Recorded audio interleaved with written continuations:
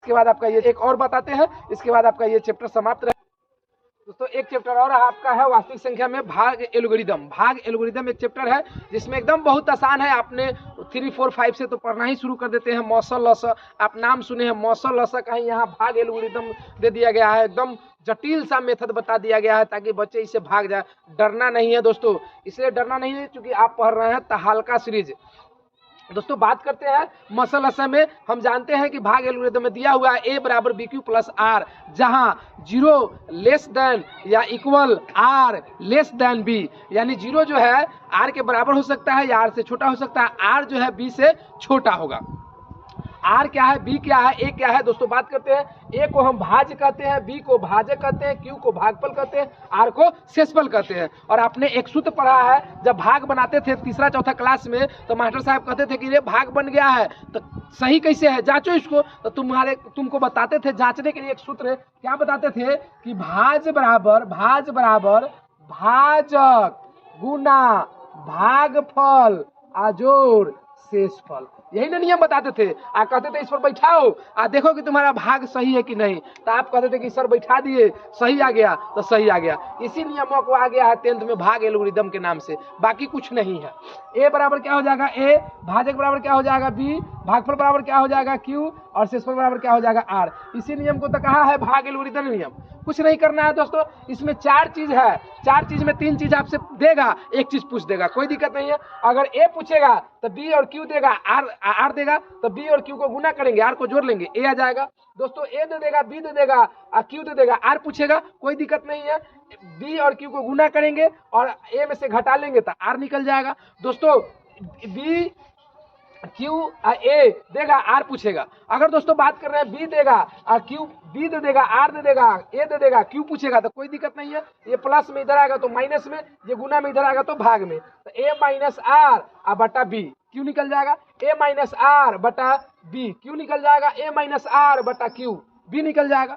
एकदम आसान है दोस्तों, इसी चारों में से 3 वो देगा, एगो पूछ देगा, तो हमको कोई दिक्कत नहीं है। दोस्तों ये सूत्र आपको याद होना चाहिए, ए बराबर बी क्यू प्लस आर। ये आया कहाँ से, तो आपने भाग जांचना सीखा होगा कहाँ, 3रा 4था 5वां क्लास में। नहीं पढ़ा है तो पढ़ लो बेवकूफ।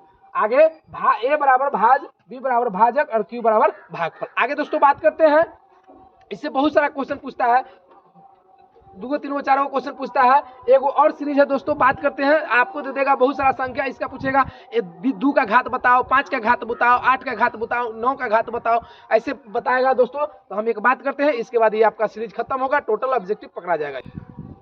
दोस्तों इस प्रकार से आपसे डायरेक्ट क्वेश्चन पूछता है, आप रह जाते हैं अच्चू भच्चू। यही भागे एल्गोरिथम से पूछता है, आपको समझ में नहीं आता है। दोस्तों हमेशा याद रखना, अब भाज संख्या आभास संख्या याद रहेगा तो इससे बहुत क्वेश्चन बन जाएगा।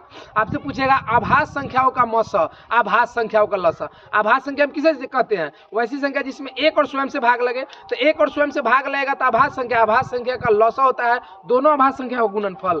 आभास संख्या का मसा हमेशा 1 होता है। जैसे 3 और 5, 3 और 5 क्या है, आभास संख्या है, तो 3, 5 का लौसा पूछेगा तो दोनों को गुना कर देंगे, आप मौसा पूछेगा तो 1 होगा। आपसे पूछेगा 11 और 17, 11 17 आभास संख्या है, तो आभास संख्या का लौसा पूछेगा तो 11 और 17 में गुना कर लेंगे, आप मौसा पूछेगा तो 1 होगा। आपसे पूछेगा 5 और 7, 5 और 7, तो 5 और 7 का लौसा पूछेगा तो दोनों को गुना कर लेंगे, आप मौसा पूछेगा तो 1 होगा। यानी आभाज्य संख्याओं का मौसा हमेशा 1 होता है और लौसा दोनों आभास संख्याओं का गुणनफल होता है। आगे दोस्तों इस प्रकार से पूछेगा ए और 1, या यहाँ रखेगा राम 1, यहाँ रखेगा सीता 1, यहाँ रखेगा मामा 1, यानी किसी प्रकार से यहाँ अंक एगो रख देगा, 1 रखेगा, इसका मौसा पूछेगा तो 1 होगा। या दोनों जगह समान संख्या रहेगा, 4 4 का मौसा, 8 8 का मौसा, 16 16 का मौसा, राम राम का मौसा, सीता सीता का मौसा, कुछ हो दोनों बराबर रखेगा तो इसका मौसा 1 होगा, सेम होगा। जैसे 4 4 का मौसा 4, 8 8 का मौसा 8, 16 16 का मौसा 16। आगे दोस्तों ए और 0 का मसा, ए और 0 का मसा तो ए होगा, यानी 4 और 0 का मसा 4, 15 और 0 का मसा 15, 20 और 0 का मसा 20। आगे दोस्तों ए और बी का मसा तो बी या ए दोनों में कोई हो सकता है। जैसे 4 और 5 का मसा तो 5 भी हो सकता है, 4 भी हो सकता है। मतलब इस प्रकार से अगर 2 अंक का पूछेगा तो मसा दोनों में कोई एक हो सकता है। आगे दोस्तों बात करते हैं, इसी में आपको मिलेगा कि 2 संख्याओं का गुणनफल बराबर होता है मौसा गुना लसा। जैसे मान लो कि एक संख्या हो गया ए और दूसरा संख्या हो गया बी, तो ये होता है LCM गुना HCF। हाईएस्ट कॉमन फैक्टर और लिस्ट कॉमन मल्टीपल, दो होता है। तो लसा गुना मसा बराबर होता है पहली संख्या गुना दूसरी संख्या। हालांकि ये सभी क्वेश्चन में दोस्तों सत्य नहीं है, मैं दावा कर रहा हूँ ये सभी क्वेश्चन में सत्य नहीं होगा, क्योंकि कंपटीशन में हम लोग पढ़ाते भी हैं और बताते भी हैं, ये सभी में सब नहीं नियम चलेगा, ये फेंका जाएगा ये नियम, लेकिन मैट्रिक तक चला सकता है खींच खींच के। इसलिए मैट्रिक तक लोग बता रहे हैं ए गुना बी बराबर लसा गुना मसा होता है। ये नियम हमेशा काम नहीं करेगा, लेकिन मैट्रिक तक ये हो सकता है। तो अगर दो संख्याओं दिया है उसका लसा दिया है तो मसा पूछेगा, दो संख्या दिया है मसा दिया है तो उसका लसा पूछेगा, दो संख्याओं का गुणनफल देगा तो उसका लसा गुना मसा पूछेगा। अगर दो संख्याओं में एक संख्या देगा लसा मसा देगा तो एक संख्या पूछेगा, दो संख्याओं में एक संख्या देगा लसा मसा देगा तो दूसरी संख्या पूछेगा। तो जैसे ये डायरेक्ट हम लोग जानते हैं पहली संख्या गुना दूसरी संख्या बराबर लसा गुना मसा। जैसे अगर आपसे पहली संख्या ए पूछेगा तो LCM गुना HCF बटा दूसरी संख्या। अगर दूसरी संख्या पूछेगा तो LCM गुना HCF बटा पहली संख्या। आपसे पूछेगा LCM तो क्या होगा पहली संख्या गुना दूसरी संख्या बटा HCF, क्योंकि गुना में इधर आएगा तो भाग में इधर जाएगा तो गुना में, बस समीकरण का उलट पलट कर रहे हैं, दूसरा कुछ नहीं। अगर आपसे HCF पूछेगा HCF तो क्या होगा पहली संख्या गुना दूसरी संख्या बटा LCM।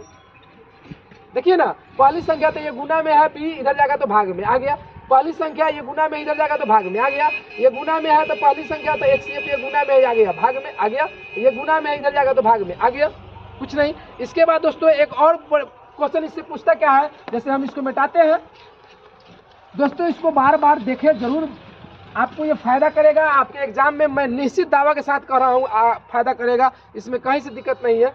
आगे दोस्तों आपको क्वेश्चन पूछेगा, कह देगा क्या कि 64 में 2 का घात बताए, आपसे पूछ देगा 132 में 2 का घात बताए कितना होगा 2 का, यानी आपसे पूछ देगा 164 में 3 कितना बढ़ाएगा, आपसे पूछ देगा 109 में 3 कितना बढ़ाएगा, या 5 कितना बढ़ाएगा, या 7 कितना बढ़ाएगा, कुछ पूछ दे, जो पूछेगा उसी से भाग लगा दो, एकदम आसान। जैसे आपसे पूछ दे कि 109 में 5 कितना बढ़ाएगा तो 5 से भाग लगा दो, पूरा कट रहा है नहीं तो 5 एक बार नहीं आएगा, 0 बार आएगा। आपसे पूछ दे कि 164 में 4 कितना बढ़ाएगा तो 4 से भाग कर दो, 164 में कर दो, 4 से 4 चौका 16, 4 एकम 4 कै बार आया, 1 बार आया।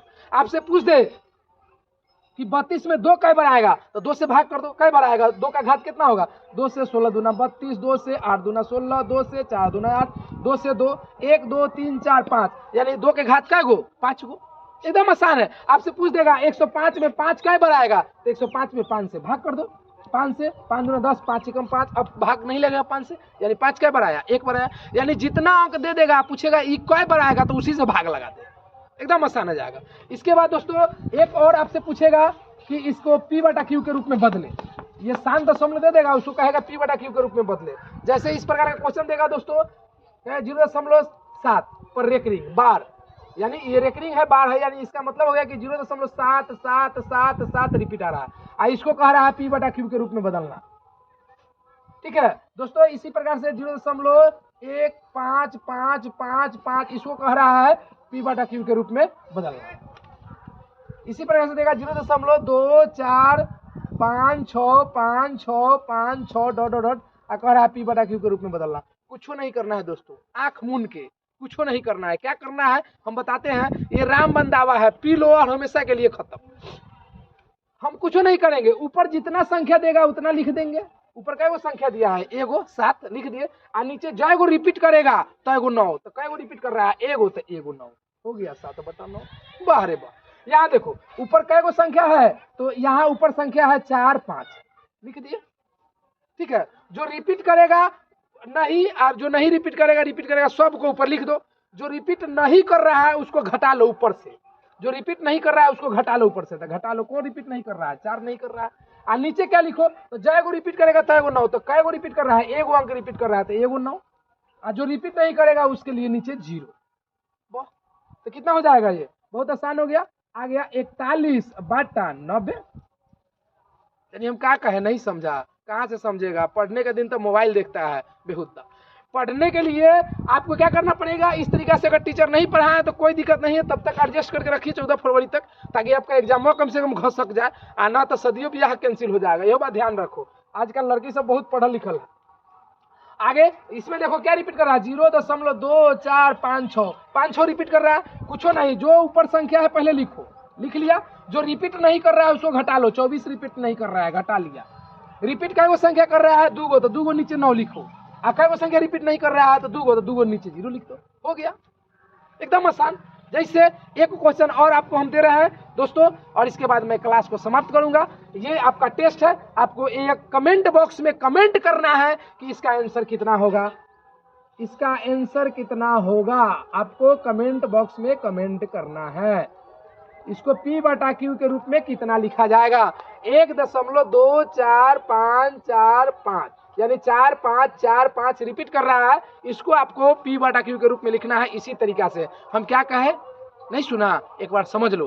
क्या करेंगे, किसी भी संख्या को P/Q के रूप में लिखने के लिए कुछ नहीं करना है, जितना संख्या देगा ऊपर लिख देंगे, आज जो रिपीट नहीं करेगा उसको घटा लेंगे ऊपरे से। नीचे क्या करेंगे, जय को रिपीट करेगा तय को 9 लिखेंगे, आज जो रिपीट नहीं करेगा उतना 0 लिखेंगे। कैसे आता है, इसके लिए तुमको ऑफलाइन क्लास करना पड़ेगा। कहाँ, इसके राज सर से, कहाँ, ऑनलाइन गोल्डन क्लास जहां चलता है अपना कोचिंग ऑफलाइन। थैंक यू दोस्तों।